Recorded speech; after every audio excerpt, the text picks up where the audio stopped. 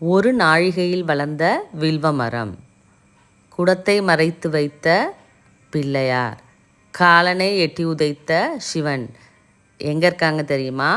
வாங்க தெரிஞ்சுக்கலாம்.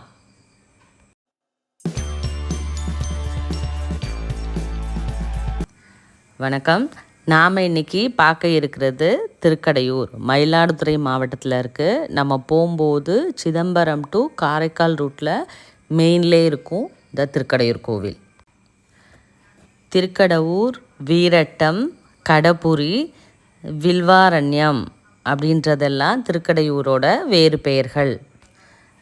சிவன்கிட்ட உபதேசம் பண்ணுறதுக்கு கைலாயத்துக்கு போகிறாரு பிரம்மா. நான் இந்த மாதிரி உங்ககிட்ட உபதேசம் கற்றுக்கணும்னு சொல்கிறாரு. அப்போது அவர்கிட்ட சில வில்வேலைகளெல்லாம் கொடுக்குறார்.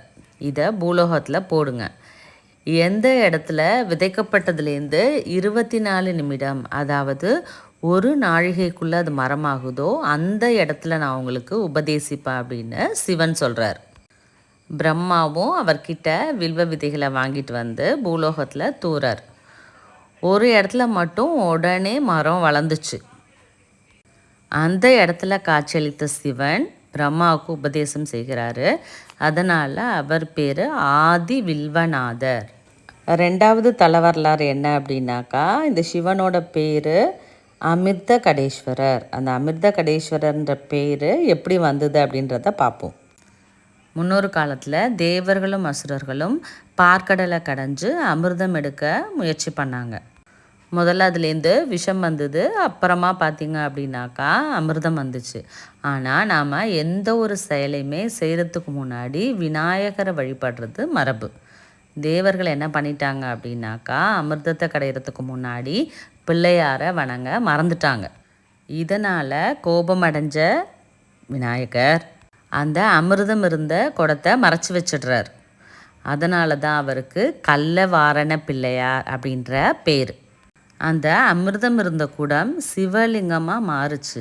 அதனால தான் இந்த கோவிலுக்கு அமிர்த கடேஸ்வரர் என்ற பேர் வந்துச்சு. அமிர்தம், கடம் அப்படின்னா குடம். அதனால் அந்த குடத்துலேருந்து தோன்றதுனால அமிர்த கடேஸ்வரர் அப்படின்ற பேர் வந்தது. அடுத்தது பார்த்திங்கன்னா, இப்போ திருக்கடையூரில் ரொம்ப ஃபேமஸாக 60வது கல்யாணம், 70வது கல்யாணம், 80வது கல்யாணம் எல்லாம் பண்ணுறாங்கல்ல. அது ஏன் அப்படின்றத நம்ம பார்க்கலாம். மிருகண்டு முனிவர்னு ஒருத்தர் இருந்தார். அவருடைய மனைவி மருத்துவதி.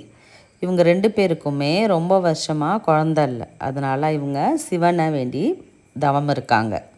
அந்த சிவனோட வரத்தினால முனிவருக்கும் மருத்துவமதி அம்மாக்கும் மார்க்கண்டேயன் அப்படின்ற குழந்தை பிறக்குது. ஆனால் என்ன அப்படின்னாக்கா, மார்க்கண்டேயனுக்கு ஆயுள் 16 வயதிலே முடிஞ்சிரும் அப்படின்னு சொல்கிறாங்க. இதை தெரிஞ்சுக்கிட்ட மார்க்கண்டேயன் 107 சிவத்தலங்களை தொடர்ச்சியாக வழிபட்டுட்டு வராரு. 108வதாக திருக்கடையூரில் உள்ள சிவனை தரிசிக்க வரும்போது அன்னைக்கு தான் மார்க்கண்டேயனுக்கு வயது 16, அதாவது கடைசி நாள். அப்போ யமன் மார்க்கண்டேயனோட உயிரை பறிக்கிறதுக்காக பாசக்கயிறை வீசுறார். மார்க்கண்டேயர் என்ன பண்ணுறாருன்னா, ஓடி போயிட்டு லிங்க வடிவில் இருந்த அமிர்த கடேஸ்வரரையும் சேர்த்து கட்டி பிடிச்சிக்கிறார். அப்போது யமன் போட்ட அந்த கயிறு சிவபெருமானையே கட்டி இழுக்குது. உடனே சிவனுக்கு கோவம் வந்துருச்சு. யமதர்மனை கீழே தள்ளி தன்னோட சூலத்தால் சம்ஹாரம் செஞ்சிடுறார். அதனால தான் இங்கே கால சம்ஹார மூர்த்தி இருக்காங்க. தன்னோட பக்தன் மார்க்கண்டேயனுக்கு என்றும் 16ஆக இருக்கணும், சிரஞ்சீவியாக இருக்கணும் அப்படின்ற வரத்தையும் சிவன் அளிக்கிறார். யமன் இல்லை அப்படின்னாக்கா அந்த இறப்பு தொழில் நடக்காது. ஸோ அந்த பூலோகத்தை பூமாதேவியால் தாங்க முடியாது. பாரம் தாங்காத பூமாதேவி ஈசன்ட்ட போய் வேண்டி வணங்குறாங்க. கோபம் தணிஞ்ச சிவன் யமனுக்கு மீண்டும் உயிர் தராரு. அதனால தான் இந்த தலத்தில் மணி விழா, பவள விழா, சதாபிஷேகம், கனகாபிஷேகம் எல்லாமே ரொம்ப சிறப்பாக கொண்டாடிட்டுருக்காங்க.